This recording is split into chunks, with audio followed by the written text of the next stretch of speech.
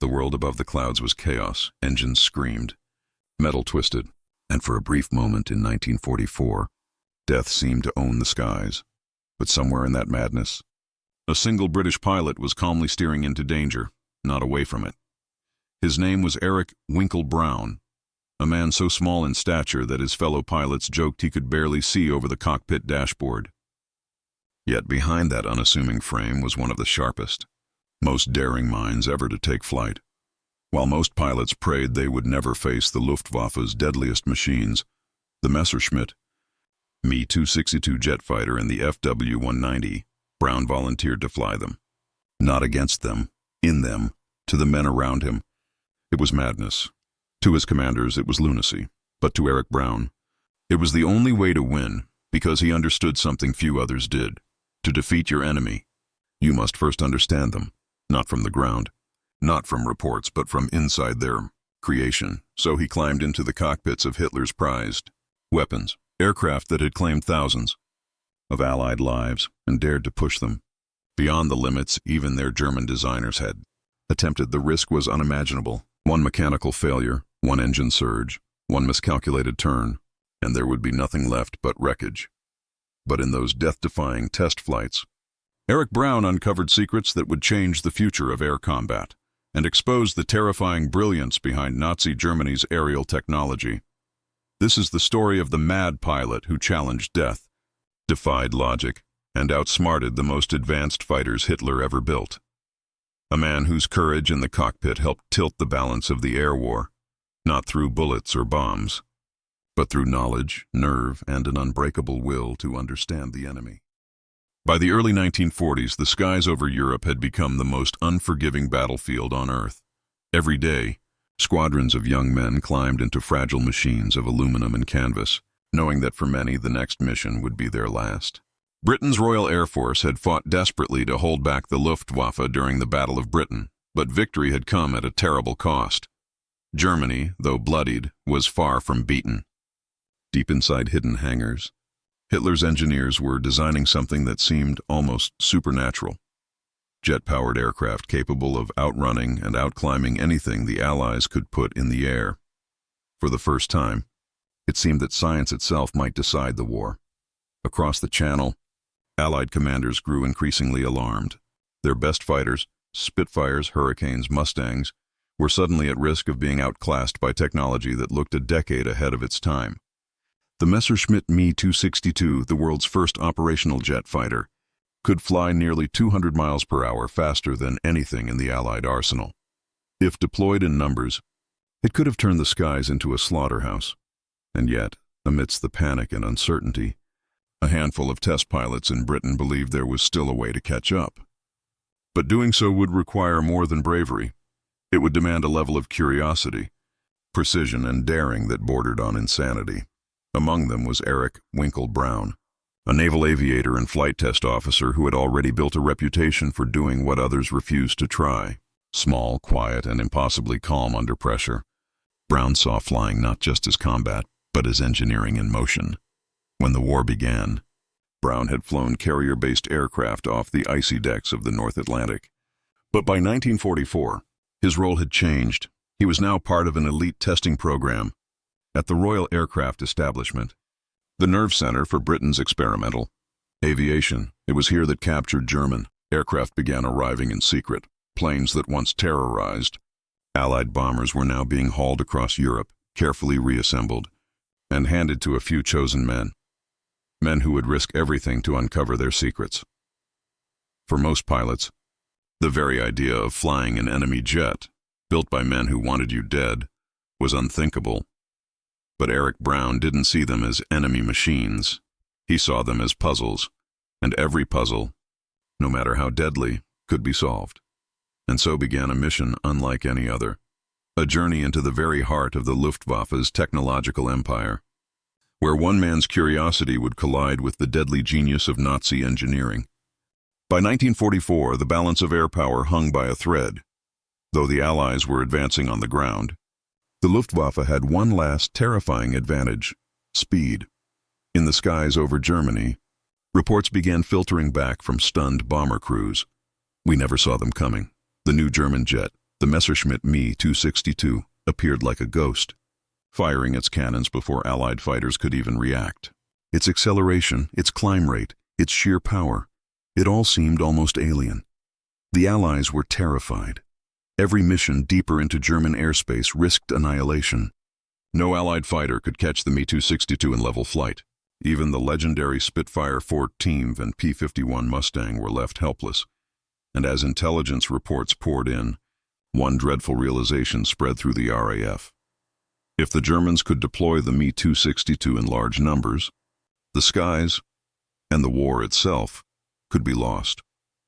Britain's top engineers and commanders faced an impossible dilemma. How could they learn to defeat an enemy weapon that no one understood? An aircraft no Allied pilot had ever even touched, let alone flown. When the first captured Me-262 arrived at an RAF airfield, it was treated like a bomb that could go off at any second. Its engines were unstable, its systems mysterious, and its flight controls dangerously sensitive. Several test pilots refused outright to fly it. One reportedly said, "This machine was built to kill us.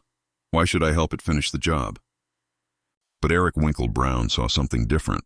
To him, the Me-262 was not a monster. It was a riddle wrapped in steel and flame, and riddles were meant to be solved. He volunteered to fly it, not once, not twice, but again and again, until he understood every vibration, every stall, every quirk of its jet engines. Yet even Brown knew the risks were astronomical. The Me-262's engines, early turbojets, were infamous for exploding mid-flight. The throttle controls were unstable. Move them too quickly, and both engines could die. At high speeds, the aircraft became so unstable that even the Luftwaffe had lost dozens of their own pilots trying to master it. But Brown had something the Germans didn't: an obsession with precision. He believed that if he could survive long enough to study the Me-262 from the inside, he might find its weakness and hand that knowledge to the Allied pilots still fighting for their lives over Europe. It was an insane mission. A single mistake meant instant death. But in that madness lay the only hope of outsmarting Hitler's deadliest fighter. Before he became the man who tamed the enemy's most terrifying aircraft, Eric Winkle Brown was an unlikely hero. He wasn't tall, broad, or intimidating. In fact, his nickname Winkle came from his small stature. He barely stood 5'7". But what Brown lacked in size, he made up for with something rarer: an unbreakable calm in chaos. Born in Edinburgh in 1919, Brown grew up under the shadow of the Great War. His father, a pilot during World War I, would take young Eric to air shows, places filled with smoke, noise, and the smell of burnt fuel. There, watching fragile biplanes twist against the sky, Eric discovered his obsession. By the time he joined the Royal Navy Fleet Air Arm, Brown had one goal: to understand flight so deeply that fear itself would lose its meaning, and he would get his wish in ways no one could have imagined. During the war, Brown flew almost every type of aircraft the Allies possessed: fighters, bombers, trainers, prototypes. He survived crash landings, ditchings, and close encounters that killed others. Each flight made him sharper, not just as a pilot, but as a scientist of danger. When the Allies began capturing advanced German aircraft near the end of the war, Brown was already legendary within test flight circles. He'd flown over 1,000 missions, survived combat, and, more importantly, developed an ability that few pilots possessed. He could feel an aircraft's limits without pushing it to destruction. So when the first Me-262, Hitler's wonder jet, arrived under Allied control, commanders didn't have to look far. They needed someone daring enough to fly an enemy jet designed to kill him. Someone analytical enough to translate raw instinct into knowledge that could save others. And someone calm enough to keep his head while seated in the cockpit of the deadliest fighter ever built. They needed Eric Brown. When he first walked toward the Me-262 on the tarmac, witnesses said he moved like a surgeon approaching a patient. He studied it for hours, tracing his fingers along its swept wings, examining its twin Jumo Z04 engines, noting every flaw in its design. To others, it was just a captured German machine. To Brown, it was a puzzle, a living thing, misunderstood by even its creators. And when he climbed into the cockpit for the first time, his colleagues stood silent. One technician whispered, "If it blows, we'll never even find the pieces." Brown simply smiled, flicked down his goggles, and said, "Well, let's find out what all the fuss is about." The engines screamed to life, coughing, spitting, howling like beasts, and as the Me-262 began to roll, history held its breath. This was not a mission of combat, it was a mission of understanding. A single pilot, against the limits of technology, against the ghost of war, against the very machine that had haunted Allied skies for years. And the world was about to find out what happened when the mad pilot faced Hitler's deadliest creation on its own terms. When Eric Winkle Brown took off in the captured Messerschmitt Me 262, the world's first operational jet fighter, it was as though he had stepped into the future, a dangerous, volatile, unpredictable future. The first seconds of flight were unlike anything he had ever experienced. The acceleration pinned him to the seat, the engines howling with an uneven growl that vibrated through the frame. The Me-262 was powerful, yes, but unstable. It was like flying a caged animal that didn't want to obey. At 200 miles per hour, the aircraft began to shake. The twin Jumo 004 engines, revolutionary but fragile, surged unevenly, their compressors whining in protest. One wrong throttle movement, and the entire turbine could melt or explode every second. Brown was flying between brilliance and death. He later wrote in his flight log, "It felt as if the aircraft was deciding whether to fly or kill me." He learned quickly that the Me-262 was lethal not just to enemies, but to its own pilots. German engineers had pushed technology faster than reliability could keep up. The jet could outrun any Allied aircraft, but its engines lasted barely 25 hours before burning out. A simple bird strike could destroy them completely. Still, Brown wasn't there to admire German engineering. He was there to dissect it, piece by dangerous piece. Over the next several weeks, he flew the Me-262 again and again. Each flight pushed deeper into unknown territory. He tested its climb rate, dive stability, stall behavior, and combat maneuvering. Every data point he gathered went directly to Allied engineers, helping them understand how to counter and eventually surpass German jet technology. But every flight exacted a price. On one cold morning, during a high-speed run over the English countryside, one of the engines flamed out mid-flight. Instantly, the Me-262 rolled violently, diving toward the ground. Brown fought the controls. The stick felt heavy, unresponsive. The airframe shook so violently, he thought the wings would tear apart. At 5,000 feet, he managed to restart the engine, seconds before impact. When he landed, his hands were trembling, but his face was calm. A mechanic asked if he was done for the day. Brown simply said, "We'll go again tomorrow." I need to know why it failed. That was his nature. Analytical, fearless, quietly obsessive. He studied captured German flight manuals, interviewed Luftwaffe prisoners, and even examined wrecked Me-262s for structural weaknesses. He discovered that many German pilots had died not in combat, but during takeoff and landing. The jet's engines accelerated so slowly that if a piston fighter attacked during takeoff, the Me-262 was helpless. Brown realized the jet's greatest strength, speed, was also its greatest flaw. It could dominate in open skies, but was a death trap in close engagements. He began to see through Hitler's propaganda. The so-called invincible wonder weapons were not invincible at all. They were desperate gambles by a collapsing empire. Still, Brown respected the brilliance behind them. He admired the aerodynamics, the advanced swept-wing concept, ideas far ahead of their time. He often said later, the Germans had built the future, but too soon and too recklessly. Each test flight revealed another truth. While the Me-262 terrified Allied pilots in combat, its flaws made it unfit for mass production or prolonged warfare. Its landing gear was fragile, its engines unreliable, its fuel consumption astronomical, and yet, to sit in that cockpit, to feel that raw power before anyone else, was to glimpse the dawn of a new age. Brown's reports soon circulated through Allied command. His detailed notes helped shape post-war jet development, from the British Meteor to the early American Sabre. He was, unknowingly, rewriting the rules of air combat. But his work wasn't done. Command wanted more, not just the Me-262, but every German aircraft that could be found. Brown would go on to test over 50 captured enemy planes, from the rocket-powered Me-163 Comet, which killed half the pilots who flew it, to advanced prototypes that never saw combat. Each time, he walked toward danger with the same quiet resolve. Not out of recklessness, but out of purpose.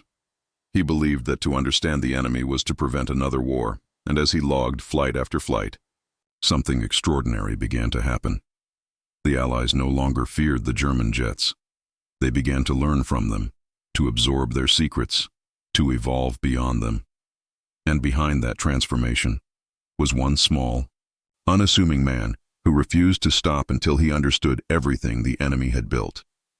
Eric Brown wasn't chasing glory, he was chasing truth, even if that truth lived inside the cockpit of death.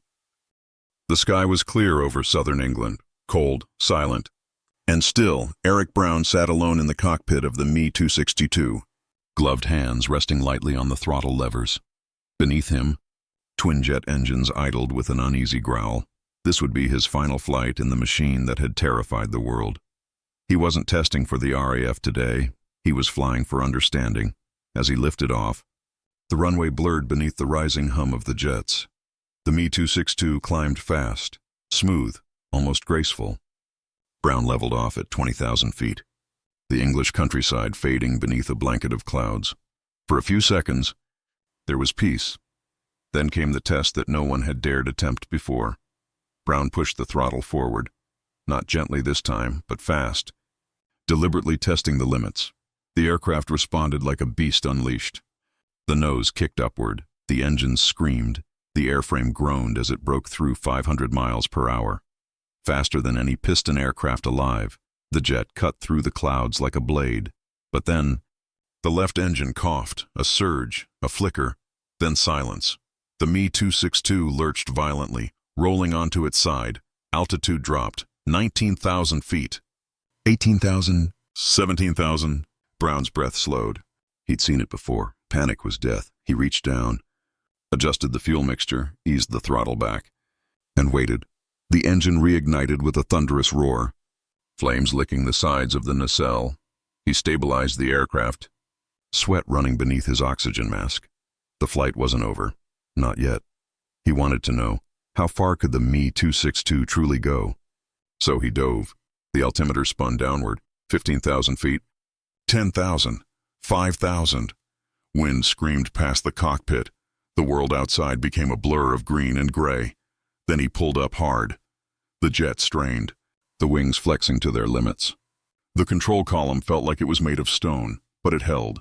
When he leveled off, the instruments told the truth. He had just flown faster, lower, and more aggressively than any test pilot in Britain. And in that moment, between life and death, Eric Brown understood it all. The Me-262 wasn't a superweapon, it was a paradox. Too advanced for its own creators, too fragile for the war it was meant to win. Its engines could not handle combat maneuvers. Its acceleration lag doomed it in dogfights. Its power was real, but undisciplined. Self-destructive. Brown's final report, written that same night, captured the discovery in one line. The aircraft's brilliance lies not in its power, but in the lessons it teaches through its flaws. That was the breakthrough. He had decoded Hitler's deadliest fighter, not through aggression, but through understanding. And that understanding would change the future of aviation forever. When he landed that day, Brown climbed out of the cockpit, pulled off his helmet, and looked back at the silver machine cooling on the tarmac. He whispered, almost to himself, "You were magnificent, but doomed." Eric Brown's final flight in the Me-262 did not end with applause. There were no medals, no headlines, only a quiet, typewritten report sent through military channels, but inside that report was information that would reshape the air, war, and everything that followed. His meticulous notes revealed the Me-262's hidden flaws and strengths with scientific precision. He wrote that while the German jet's speed was unmatched, it could not turn tightly without stalling. Its engines were unstable at low altitudes and dangerously slow to throttle up. To a strategist, those words were revelation. Within weeks, Allied pilots were briefed on new tactics. Never fight the 262 in the vertical.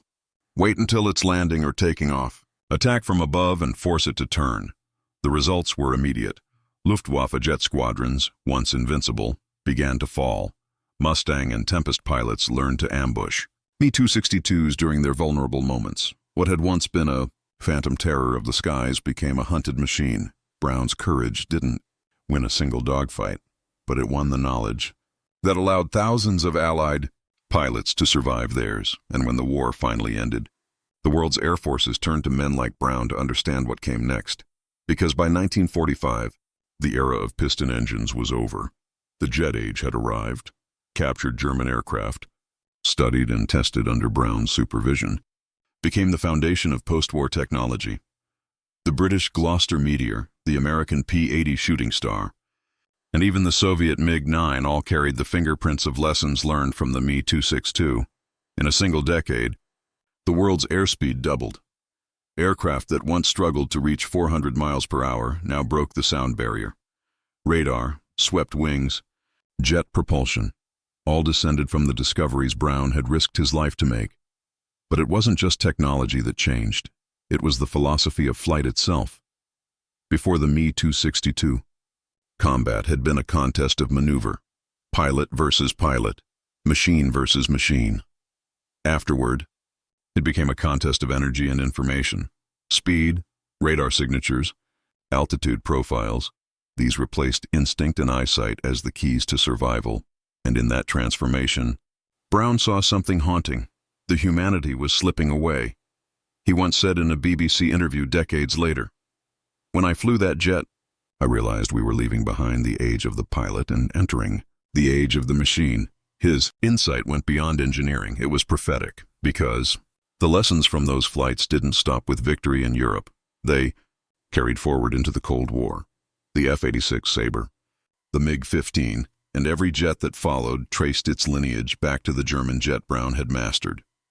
His reports were classified for years, used by designers on both sides of the Iron Curtain, and yet, behind every technological triumph lay a shadow. Every breakthrough meant faster, deadlier machines. The skies he had conquered in his youth became the same skies filled with nuclear bombers and supersonic fighters. For Eric Brown, that was the paradox of progress. The very knowledge that saved lives also created new ways to end them. Still, history would remember him not as a weapon maker, but as a man who understood flight like no one else.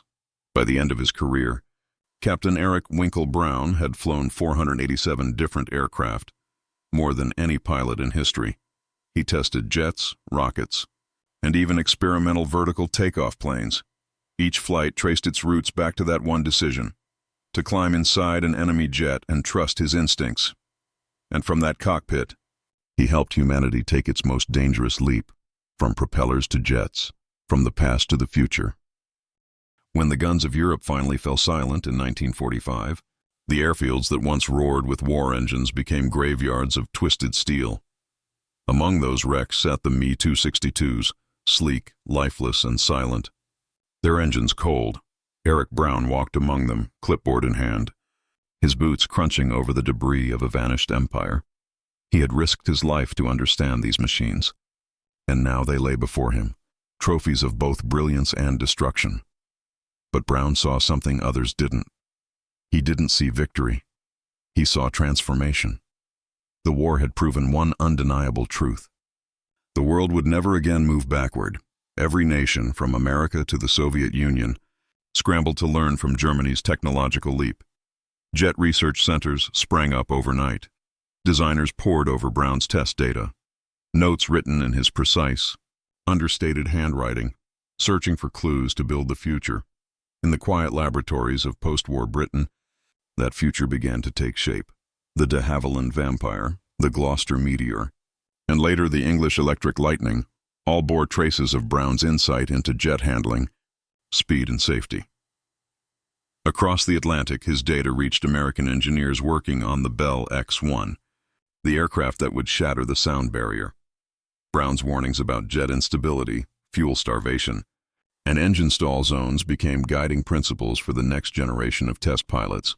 Men like Chuck Yeager, who would later call Brown the pilot's pilot.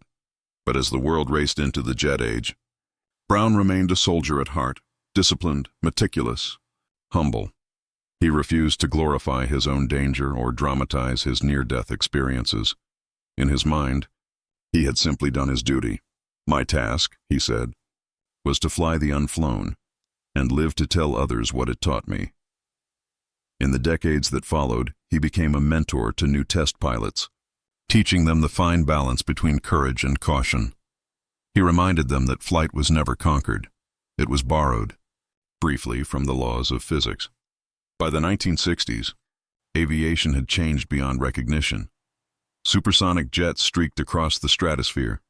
Satellites orbited the Earth. But in that vast technological leap, Brown's fingerprints remained, invisible, yet everywhere. He retired quietly from service in 1970. After more than 3 decades in the cockpit, he had logged over 2,400 carrier landings, 2,721 test flights, and flown 487 different aircraft, an achievement still unmatched in human history.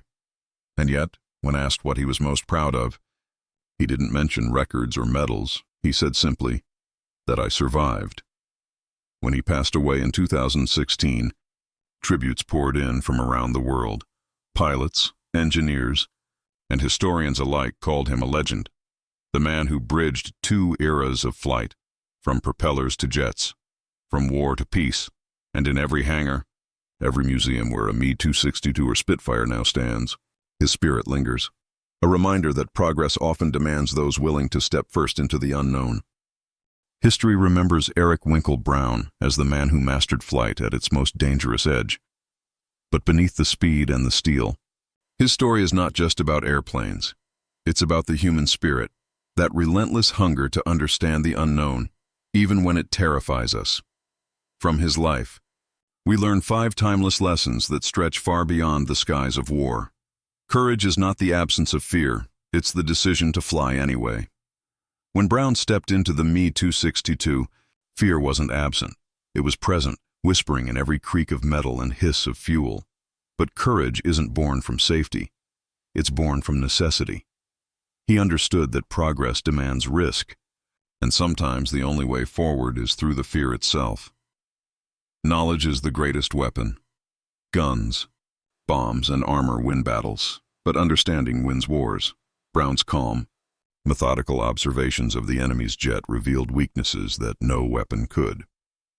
In a war defined by destruction, his most powerful act was to learn. Genius often looks like madness. Mad, they called him. The pilot who volunteered to fly captured German jets, but every breakthrough begins with someone willing to appear insane. Brown's defiance of convention, his hunger to test the untouchable, turned insanity into innovation. The world often mocks what it does not yet understand. Progress comes with a price. Every new technology that Brown helped usher into the world made the next war more deadly. He saw the paradox of human brilliance, how discovery can both save lives and end them. True progress is never free. It demands both vision and responsibility. The sky is a mirror. Brown once said that flight reveals the truth about humanity, how fragile we are, and how determined we can be. Up there, above the clouds, there is no nation, no enemy, no border, and only the endless expanse of possibility. His story reminds us that the quest to fly has always been a reflection of something deeper, our desire to rise above the limits that bind us. These lessons, carried across decades, speak not just to pilots or engineers, but to anyone facing an impossible challenge, because in every life, there comes a moment like Brown's, a leap into uncertainty, guided only by instinct and faith, and it's in that moment that history moves forward, one daring soul at a time. The skies over Europe are calm now. No trails of smoke, no engines screaming in anger, just the wind, whispering through clouds that once carried the weight of history. Somewhere in that stillness, in the quiet between thunder and peace, you can almost see him. A small figure, standing beside the wreck of a jet, notebook in hand, eyes fixed on the horizon. Captain Eric Winkle Brown, the man who flew what others feared, and lived to tell what he saw. He never claimed to be a hero. He never glorified the danger or spoke of himself with pride. To him, courage was simply the act of doing what needed to be done, and doing it well. He once wrote, "To fly is to hold your life in balance between knowledge and instinct, between fear and faith." Those words could have been written by any pilot, but coming from Brown, they carried the weight of truth earned at the edge of survival. When he passed away in 2016, Britain's flag flew at half-mast at naval air stations across the country, not because a record holder had died, but because the last link to the most daring age of flight had finally slipped beneath the clouds. His legacy wasn't carved in monuments or medals. It lived in the hum of every jet engine, in the hands of every pilot who trusted their machine, and in the unspoken understanding that progress, true progress, is written in courage. The boy who once watched airplanes from a Scottish field grew up to rewrite the laws of flight itself. And though his story began in war, it ended in wisdom, because history isn't built by those who stay on the ground. It's built by those who climb into the cockpit, look fear in the face, and take off anyway. As the sun sets over an empty airfield, one can almost hear it again. The soft, distant roar of engines, a reminder that every great leap begins with one small, mad idea, and one man brave enough to test it.